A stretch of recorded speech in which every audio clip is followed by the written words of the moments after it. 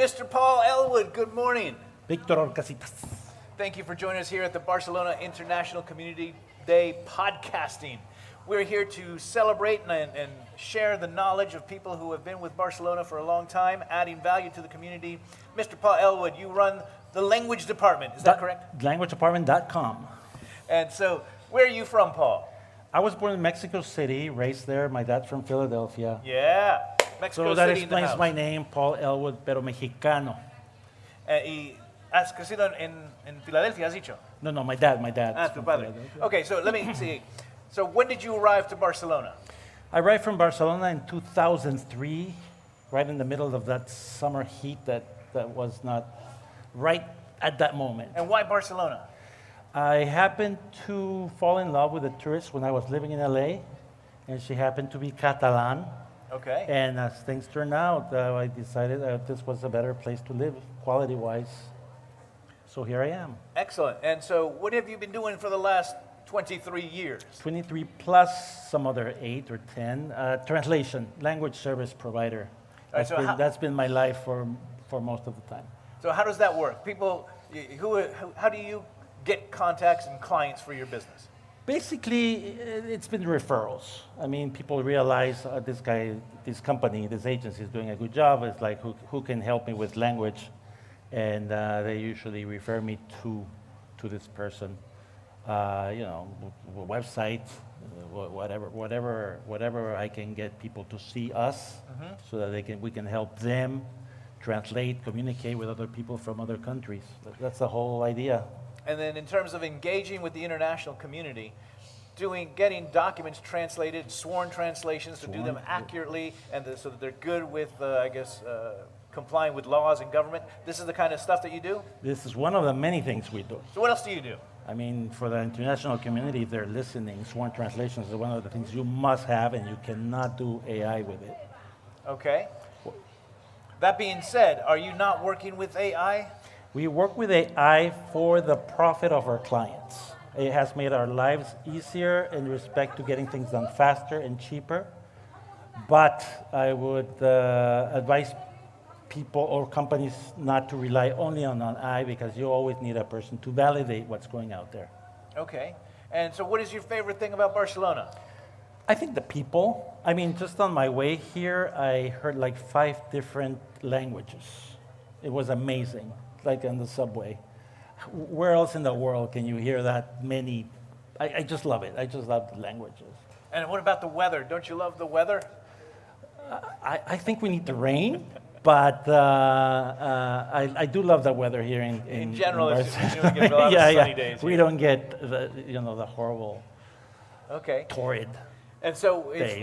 And when you engage the international community here, how did you start to get to understand Barcelona and the people and the culture? Well, one of the things that people that land here and is learn the language, at the very least Spanish. And try to communicate so that you feel more welcome. Because back in the 2003, 2004 time, I think we met at the American Society of Barcelona. Yes. So do you join other organizations that help you integrate with the culture? Not really. I actually been pretty busy. So I didn't have time for that. But we're also like re-engaging with each other through the Metropolitan Business Yes. Association. Definitely, the Metropolitan has been a huge change. Most of our clients, because I came from the States, I pretty much brought the agency here.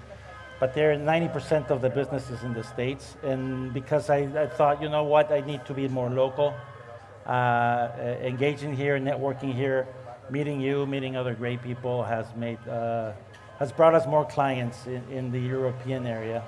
Okay, and do you then also engage with organizations like Entre Trámites to help get the trámites, the paperwork done? Or is this, how much of this type of work does it, say percentage-wise, take of your business? I would say locally about 10 to 20%.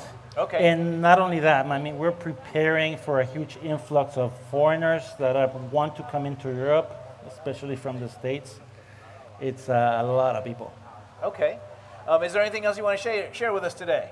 No, no, no. Do not fear AI. Use it wisely. And please, if you see any mistakes, any errors, call them out because clients are getting very comfortable with mediocrity. Okay. And as long as no one complains, mediocrity done by AI. So as long as nobody complains, they're going to keep doing it. And we need to keep people working on our side. And there are really good people that make your message sound better. All right. Wait, quick question. How did you get into language services? Why? Is this a calling? Do you have a passion for this? Or did it just kind of drop into your lap and then It became... dropped into my lap. I was a copywriter in Los Angeles.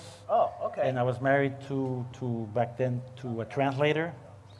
And she was requested to translate for the government of California for a kiosk. Okay. And there was they didn't think about the Spanish being 30% longer, so she couldn't translate. And they said, well, maybe they need a copywriter to localize rather than translate. And that's how I got in. What does localize mean?